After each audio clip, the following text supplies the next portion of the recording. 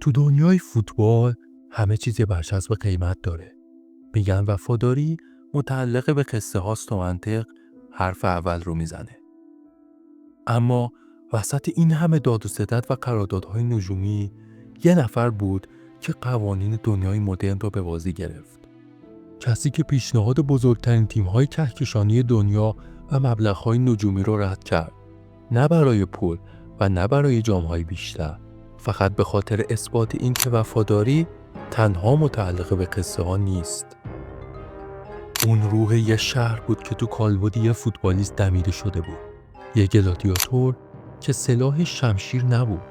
یه شماره 10 مقدس پشت پیرهنش بود، یه بازوبند که انگار روی بازوش حک شده بود.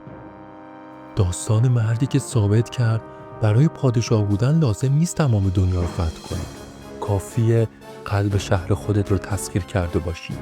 کسی که خیلی معتقدند آخرین بازمانده از نسل عاشقای فوتبال بود. این شما و این مسیر شهرت 8مین پادشاه روم، فرانچسکو توتی.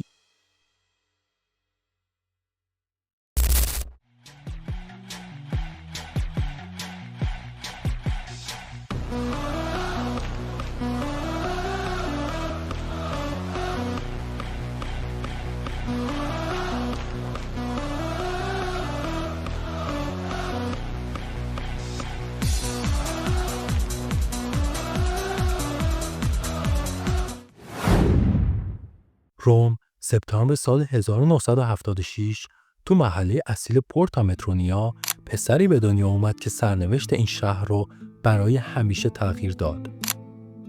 خیلی از ستاره ها توی فقر مطلق بزرگ شدن و فوتبال براشون راه فرار بود. اما برای فرانچسکو فوتبال راه فرار نبود، راه رسیدن به عشق بود. اون از همون بچگی که پا به توپ شد یه چیز رو خیلی واضح نشون داد. توپ به پای این بچه نمیخورد، بلکه توپ به پاش میچسبید. اما اولین پیچ خطرناک این مسیر شهرت خیلی زودتر از اون چیزی که فکرشو بکنید سر راهش سبز شد. هنوز فرانچسکو نوجوان بود که زنگ خونه‌شون به صدا در اومد.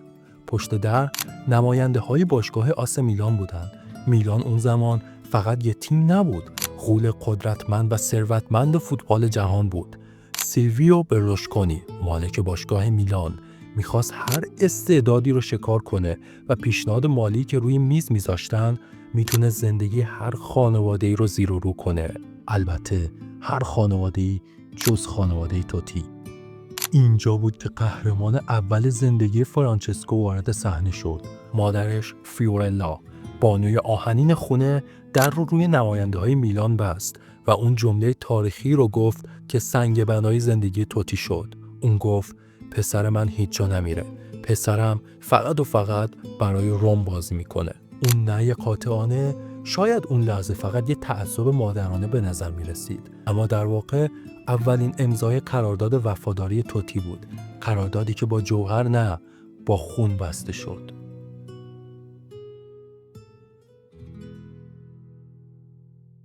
سال 1993 در حالی که فقط 16 سالش بود، ویادیم بوشکوف سرمربی وقت روم دست فرانچسکو رو گرفت و فرستادش وسط زمین. پسر طلایی با اون موهای لخت و نگاه معصوم پا به چمن ورزشگاه المپیکو گذاشت. هوادارا اون روز نمیدونستن، ولی داشتن به پسری نگاه میکردن که قرار بود 25 سال تمام پادشاه مطلق قلبهاشون بشه.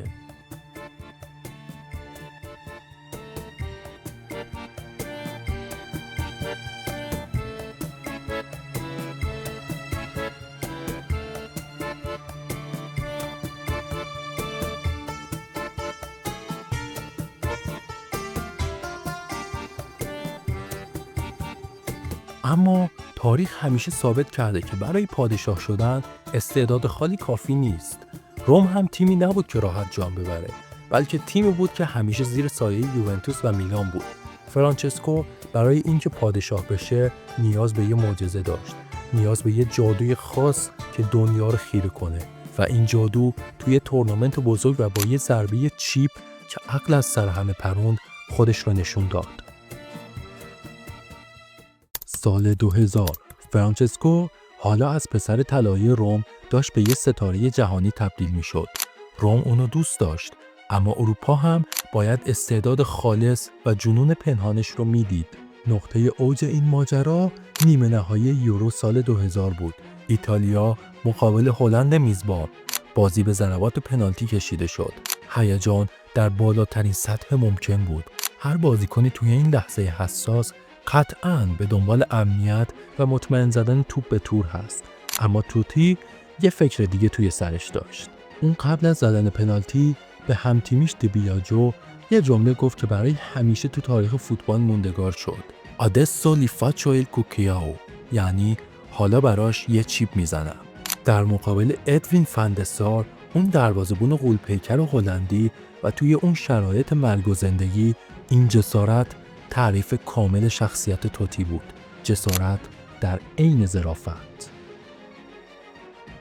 اما درخشش توتی در تیم ملی به روم هم سرایت کرد. سال 2001 برای روم سال معجزه بود. روم تیمی بود که سالها رنگ جام ندیده بود و همونطور که گفتیم اغلب زیر سایه تیم‌هایی مثل یوونتوس و میلان بود. آخرین اسکودتو یا همون قهرمانی لیگشون مربوط به 18 سال قبل بود. اما توتی تحت هدایت فابیو کاپلو و با کمک بازیکنان مثل گابریل باتیستوتا تیم رو به سمت قهرمانی سوق داد. زمانی که سوت پایان آخرین بازی اون فصل به صدا در اومد و روم بعد از 18 سال رسما قهرمان شد، شهر منفجر شد. تک تک کوچه های روم سرشار از شادی و شورش های عاشقانه بود و خیابونا پر از اشک، فریاد و پرچم های مارون طلایی شد. و توتی حالا از پسر طلایی تبدیل شد به کاپیتانی محبوب. اون یه جمله معروف داره که توضیح میده چرا موندن توی روم براش یه فلسفه بود. توی جواب به این سوال فرانچسکو گفت یه قهرمانی با روم ارزش 10 تا قهرمانی با هر تیم دیگه‌ای رو داره. این موفقیت توتی رو به بالاترین قله‌های شهرش رسوند. حالا دنیا اونو میشناخت و بزرگترین تیم‌ها در و خونش صف کشیده بودن. اینجاست که داستان به دراماتیک ترین و حساس ترین نقطه‌اش میرسه. آیا پادشاه روم برای پادشاهی در جهان شهرش رو ترک میکنه یا خیر؟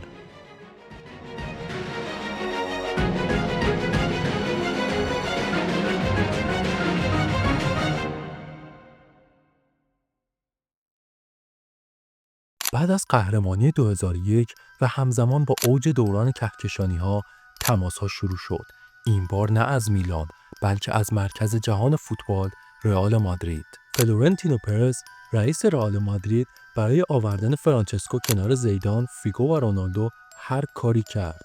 بزرگترین فرصت تاریخ برای توتی بود که تمامی جام‌های ممکن رو به ویترین افتخاراتش اضافه کنه. اینجا دیگه پای پول نبود، پای جاه طلبی مطلق بود. اما فرانچسکو در کمال ناباوری و درسی بزرگ برای تاریخ فوتبال این پیشنهاد رو رد کرد و لقبش از کاپیتان محبوب به پادشاه شهر ابدی تغییر پیدا کرد. پادشاهی که تصمیم گرفته بود توی خونه بمونه حالا توسط سرنوشت مجازات شد. چند ماه قبل از جام جهانی 2006 توتی دچار مصدومیت وحشتناکی شد. شکستگی و خرد شدن مچ پا، مصدومیتی که میتونست پایان فوتبالش باشه. پزشکا حتی مجبور شدن توی مچ پاش پلاتین بذارن. توی این شرایط توتی حتی نمیتونست درست راه بره، چه برسه به دویدن. اما تیم ملی ایتالیا به اون نیاز داشت. اینجا بود که مارچلو لیپی سرمربی تیم ملی ایتالیا در جواب به خبرنگاران در رابطه با توتی گفت من حتی اگر توتی 30% هم آماده باشه اونو به جام جهانی میبرم، چون ما به وجود اون نیاز داریم. همینطور هم شد. فرانچسکو با پلاتین توی مچ پاش با وجود درد بازی کرد. درسته اون ستاره پر انرژی همیشگی نبود، اما یه قهرمان از جان گذشته بود. در نهایت توی تابستون سال 2006 ایتالیا قهرمان جهان شد. توتی با تحمل درد و رنج فیزیکی بزرگترین افتخار ملی رو کسب کرد. این پیروزی پاداش وفاداری و قربانی بزرگش بود. بعد از 2006 توتی به روم برگشت. اون حالا قهرمانی جهان رو داشت. اما دیگه اون پاهای 20 ساله رو نداشت. اون همچنان رهبر مطلق تیم باقی موند و تونست توی سالهای 2007 و 2008 دو عنوان کوپا ایتالیا یا همون جام حذفی رو به کلکسیون افتخارات روم اضافه کنه. اون تبدیل به بهترین گلزن و رکورددار بیشترین بازی تاریخ باشگاه روم شد. مثل همه اسطوره‌ها، توتی که از سرنوشت و مصدومیت عبور کرده بود، حالا باید با پیری و سختگیری‌های فوتبال مدرن دست و پنجه نرم می‌کرد. بازوبند کاپیتانی دیگه براش یه افتخار ساده نبود، یه بار سنگین بود. بار سنگینی که سرانجام اونو به بزرگترین درگیری شخصی زندگیش کشوند. درگیری با مربی و نیمکت نشینی اجباری. در نهایت پادشاه با حقیقت کنار اومد و آماده بود تا یکی از دراماتیک ترین صحنه‌های تاریخ فوتبال رو به نمایش بذاره. توی طولانی ترین حرفه‌های تاریخ فوتبال، بازیکنان به طور میانگین هر 3 سال یه بار باشگاهشون رو عوض میکنن.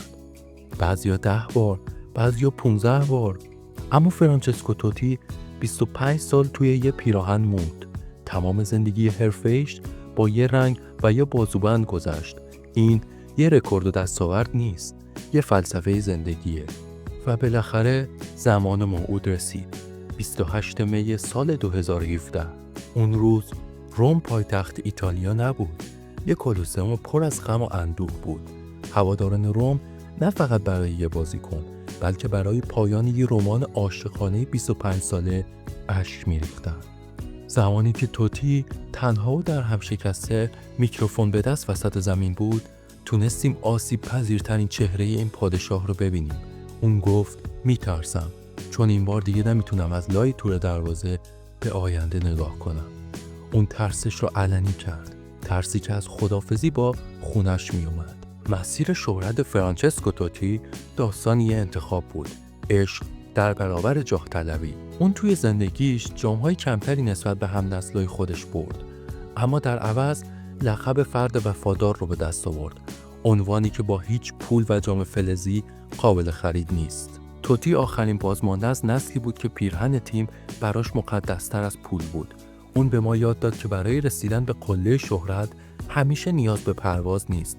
گاهی اوقات باید محکم سر جای خودت وایسی و تا آخر و با تمام وجود برای عشقت بجنگی. این مسیر شهرت وفادارترین مرد تاریخ فوتبال فرانچسکو توتی بود. اگه از این سبک روایت لذت بردید، خوشحال میشم با لایک و سابسکرایب ازم حمایت کنی. حالا تو کامنت ها برای من بنویس اگه قرار بود یه درس زندگی از فرانچسکو توتی بگیری، اون چیه؟ و مهمتر از همه به هم بگو دوست داری مسیر شهرت اسطوره بعدی کی باشه؟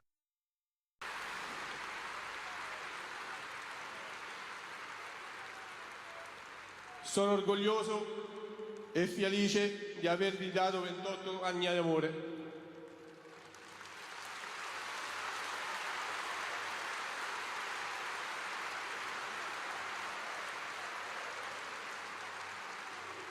Vi amo.